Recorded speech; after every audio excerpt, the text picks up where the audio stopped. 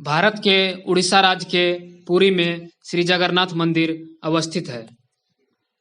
यह मंदिर भारत के 4 धामों में से एक है। यह मंदिर भगवान कृष्ण को समर्पित है।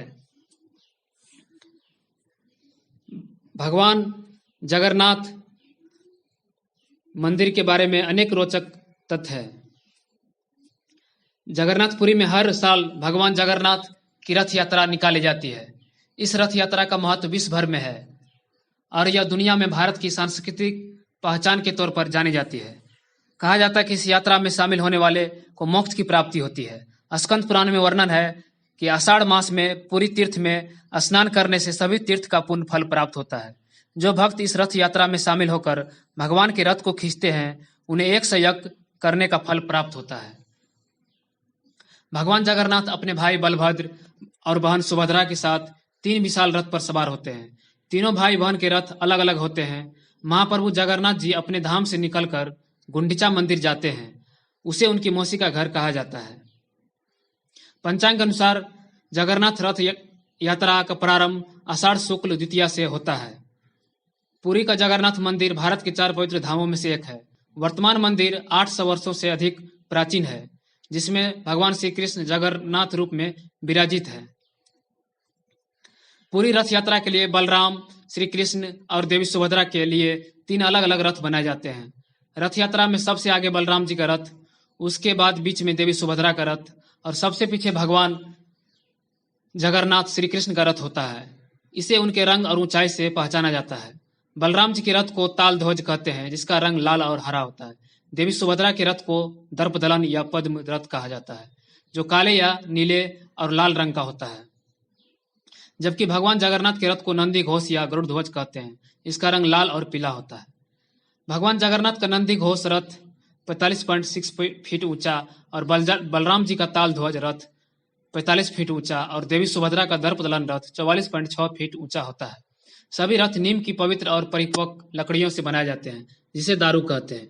इसके लिए नीम के स्वस्थ और शुभ पेड़ की पहचान की जाती है, जिसके लिए भगवान जगन्नाथ मंदिर का एक खास समिति गठन करती है। इन रथों के निर्माण में किसी प्रकार के कील या कांटे या अन्य किसी धातु का प्रयोग नहीं होता। रथों के लिए लकड़ी का चयन बसंत पंचमी के दिन से शुरू होता है और उनका निर्माण अक्षय तृतीया से प्रारंभ होता है।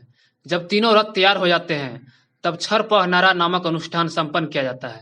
इसके तहत पुरी के गजपति राजा पालकी में यहाँ आते हैं और इन तीनों रथों की विधिवत पूजा करते हैं और सोने की झाड़ू से रथ, मंडप और रास्ते को साफ करते हैं। आषाढ़ मास की शुक्ल पक्ष की द्वितीया तिथि को रथ यात्रा आरंभ होती है। ढोल, नगाड़ों, तुरही और शंख ध्वनि बीच भक्तगण इन रथों को खींचते हैं। कहते हैं जिन्हें रथ को खींचने का अवसर प्राप्त होता है वह महाभाग्यवान माना जाता है। जगन्नाथ मंदिर से रथ यात्रा शुरू होकर पुरी नगर से गुजरते हुए ये रथ गुंडीचा मंदिर पहुंचते हैं। यहाँ भगवान जगन्नाथ, बलभद्र और देवी सुभद्रा 7 दिनों के लिए विश्राम करते हैं।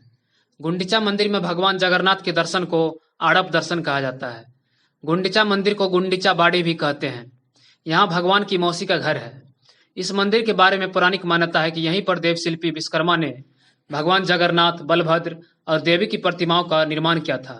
कहते हैं कि रथ यात्रा के तीसरे दिन यानी पंचमी तिथि को देवी लक्ष्मी भगवान जगन्नाथ को ढूंढते हुए यहाँ आती है। द्वैतापति दरवाजा बंद करते हैं, जिससे देवी लक्ष्मी रुष्ट होकर रथ का पहिया तोड़ देती है और हेरा गोहरी शाही पुरी नामक एक मोहल्ले में जहां देवी लक्ष्मी का मंदिर है वहां लौट जाती है। इस मंदिर के बारे में अनेक रोचक तथ्य हैं।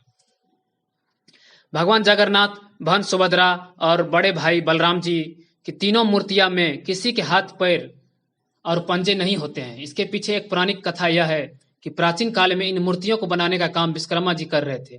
उनकी यह शर्त थी कि जब तक मूर्तियों को बनाने का काम पूरा नहीं हो जाएगा तब तक उनके कक्ष में कोई भी प्रवेश नहीं करेगा। लेकिन राजा ने उनके कक्ष का दरवाजा खोल दिया तो विश्वकर्मा जी ने मूर्तियों को बनाना बीच में ही छोड़ दिया। तब से मूर्तियां अधूरी रह गई। तो आज भी ऐसी ही मूर्तियां की पूजा की जाती है। जगन्नाथ जी का रथ 16 पहियों से बना होता है और इसे बनाने में 332 टुकड़ों का प्रयोग की जाती है।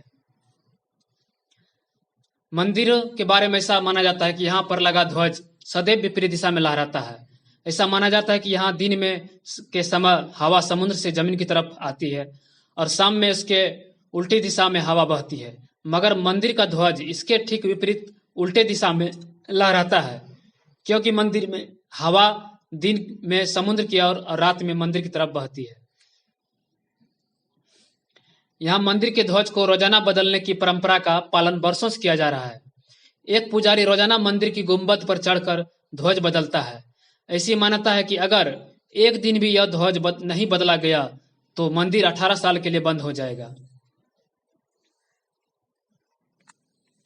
तो ये थी भगवान जगन्नाथ मंदिर के बारे में कुछ रोचक तथ्य।